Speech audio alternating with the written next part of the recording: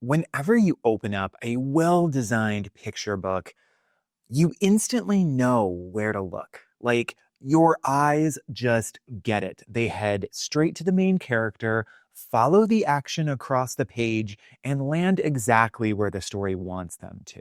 And then other times, a picture book can be complete chaos.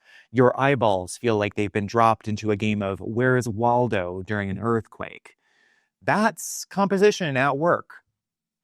Or not. Hey, I'm Nick. This is Dr. Cranky Pants Reads, and today we're breaking down how illustrators control your eyeballs like tiny visual puppet masters. We're talking dominance and balance, two of the biggest tools illustrators use to guide your focus, create movement in their images, and tell stories. Let's get into it.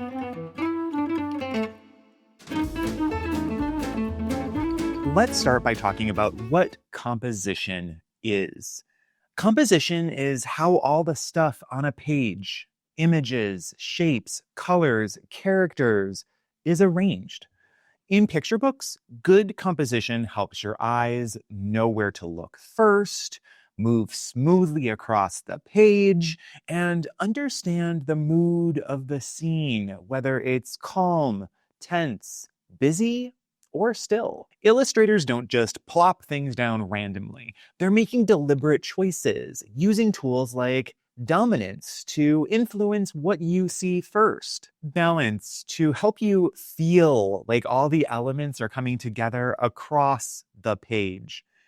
In this video, we're going to break those down and take a look at a real example from the book Plume. Let's start with dominance, or the visual boss of every page. Because in every picture book illustration, there's usually one thing that needs your attention, and that's the dominant element, the thing your eyes see first. Illustrators create dominance by playing with a couple of different things. For instance, size. If something is bigger in an image, it's more important. Other things include color. They use bright or bold colors to help something pop. They also use contrast, dark on light or light on dark, to help things stand out. Placement is also really important. If something is centered or high up on the page, it often gets more notice than not. Additionally, the level of detail is important because your brain is wired to zoom in on faces and eyes. So if you've ever felt like your eyes were pulled to a specific spot on the page, that's dominance at work. Now, the next thing we want to talk about is balance. Is balance calm or chaotic? And sometimes it's chaotic on purpose. Because once you've found your focal point, your eyes take in the rest of the page, and that's where balance comes in.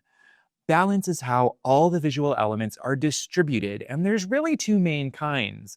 There's formal balance or symmetrical. So if you folded the page in half, both sides would look mostly the same.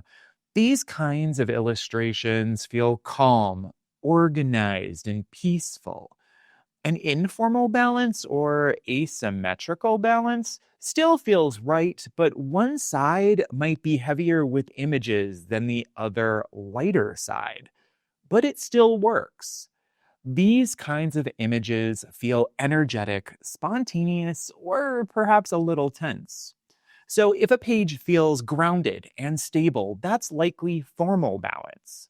If it feels dynamic or emotionally charged, you're probably looking at informal balance. So let's apply it by looking at the book Plume by Isabel Simler.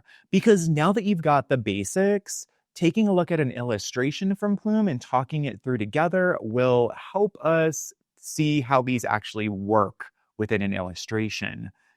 So take a moment and look at this image. What did you see first? Probably the bird, right? That's dominance in action. It's the largest object on the page. It has high contrast by the dark tail and wing pattern, on a pale background. And there's a face with a visible eye, which always pulls focus. Then, if you're lucky, you notice those little yellow cat eyes peeking from around the corner. And suddenly, this quiet, lovely page has a little tension. That's how the visual narrative is unfolding. So after you've thought that through, think about how does the page feel overall. This is a great example of informal balance. The bird and cat cluster on the right side, visually heavy. The floating feathers on the left are lighter and more spread out. It's not symmetrical, but it feels balanced, like your eyes are on a little seesaw ride across the page. That balance creates movement and a little bit of suspense. You're not just looking at a static scene. You're reading a moment in time, and your eyes are being carefully guided through it. So when you're trying this yourself, let's be very, very real, because you can do this. You don't need an art degree. You just need to pause and actually look. So here's how to practice spotting dominance and balance in any picture book. Step 1, just look. Before reading any text, open the book and give yourself a few seconds just to absorb the illustration. Ask yourself, what do my eyes notice first? And why was that? Is it big? Is it bright? Is it because it has a face? That's dominance. The next step is asking yourself, what's the vibe? Now take in the whole layout. Does this page feel calm and steady?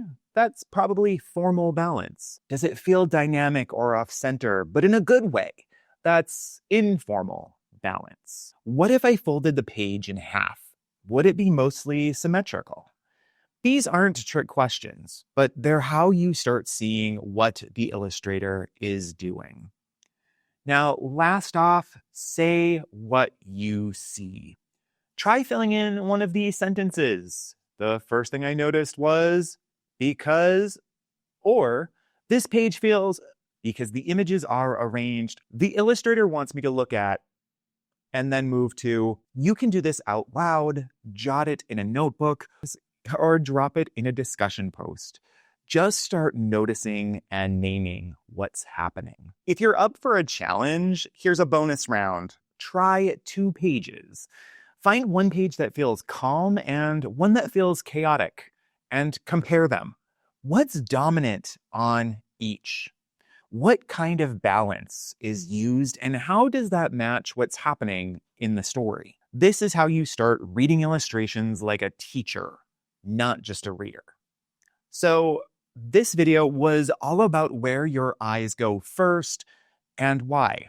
And next up, we're getting into some page turn drama, contrast, gradation, alternation, harmony. In other words, what happens when the whole feel of the page changes mid-spread and I can't stop staring? Until then, try picking up a picture book and asking your eyes, why did you go there first? And why? Chances are, the illustrator definitely had something to do with it. I'll see you in the next one.